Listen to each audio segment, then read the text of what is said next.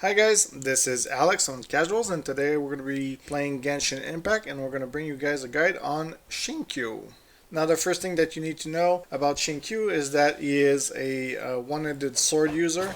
He is also a water type character. He can play multiple roles in your group, but most of them is going to be either a bit of support and a bit of damage. Now, he is pretty standard in terms of auto attacks and his charge attack as well, since it's mostly based on the weapon. Whenever you're going to be using his ability, you can just press the E and you're going to do like a wave sword water ability, which is going to wet enemies, but also more importantly is going to put around you. You see these three rain swords? These have a very specific purpose. Now, as explained in the talent character screen regarding this ability, whenever you're going to take damage, it's going to shatter one of the rain swords, and it's going to basically reduce the damage taken. But whenever the rain swords are active, it's also going to increase your character resistance to interruptions. As for the damage resistance, it's 20% of Xingqiu's hydro damage bonus. It will be converted into additional damage reduction for rain swords. So what this means is that you're going to want to at least have a teacup artifact on you. That's going to give hydro damage bonus, since this is going to directly benefit this ability.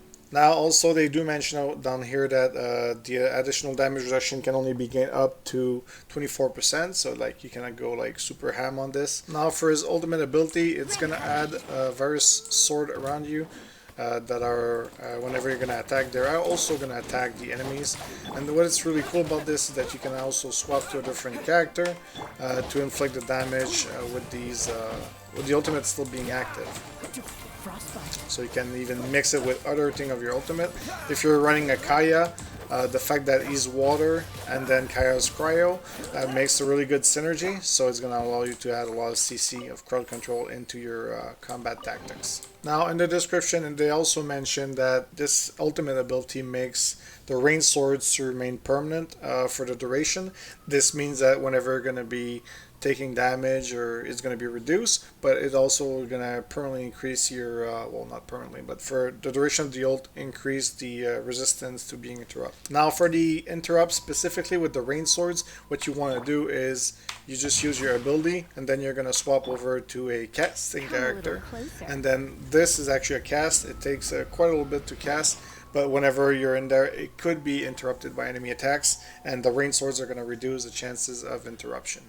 Now, additionally, the rain swords benefit a lot from hydropathic talent, which basically, whenever they're going to expire or shatter, your current character is going to restore 8%. It's going to restore HP based on 8% of the maximum HPs of Xingqiu, and that's why Xingqiu you want to try to have a somewhat high amount of maximum hit points. Now, for the artifacts, in my case, I'm running the Adventurer 2 set piece bonus for the maximum hit points, and I'm also running a damaging set bonus for Blood Soak right now. This could really change to whatever you prefer. The reason I run this is also because if you look specifically at the items, the Feather is obviously going to grant a lot of damage. The rose that I'm using for Blood Soak is also higher level than the other roses that I have, and because of this, it gives a whole lot more of hit points, so that's why I'm using it on him.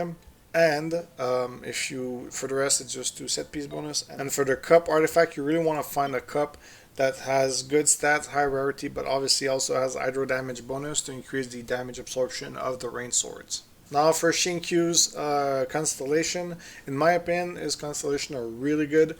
The first one is also going to increase the maximum number of rain swords by 1. So initially you have 3, and this can go up. For the Rainbow Upon the Azure Sky, this increases the duration of your ultimate by 3 seconds. Also going to decrease the hydro resistance of the enemy's hit by 15% for 4 seconds. The third one, Weaver Versus, is going to increase the level of the ultimate by 3. So this is pretty standard for every character has this third ability to increase the ult level. Now, for Evil Suitor, it increases your E ability damage by 10% for every rain sword out. So this directly stacks with the first one. So, and it's considering you have 3 or 4, I mean, by the time you get here, it's 4 for sure. So you have a 40% increase. So this is really good. Now, for Embrace the Rain, it's just going to increase your level of your E ability by 3. And for the last one, it's basically basically your ultimate, whenever you do 2 attacks, the third attack is also going to be much stronger, and you're also going to regenerate 3 energy points whenever your sword rain attack are going to hit enemies. Now, just like any character except the main character, the Constellation are locked behind the wish system, so you have to find duplicates of this character in order to have this little item here. And it is a linear progression, so it does take a long time before you're going to be able to really progress further into the Constellations. Now, really quickly, for the weapons, obviously try to give him a 4-star weapon. If you are benching some characters, make sure to swap their equipments to give it to this character, assuming that they're better. And in my case, I have 2 really good one-handed swords, since I tried most of the time I have 2 characters that uses these, so it makes sense to have two of them. Alright guys, thank you for watching this video. I hope that you found the information useful. If you did enjoy it, consider leaving a like, subscribing, and joining our Discord. Have a good day guys. See ya.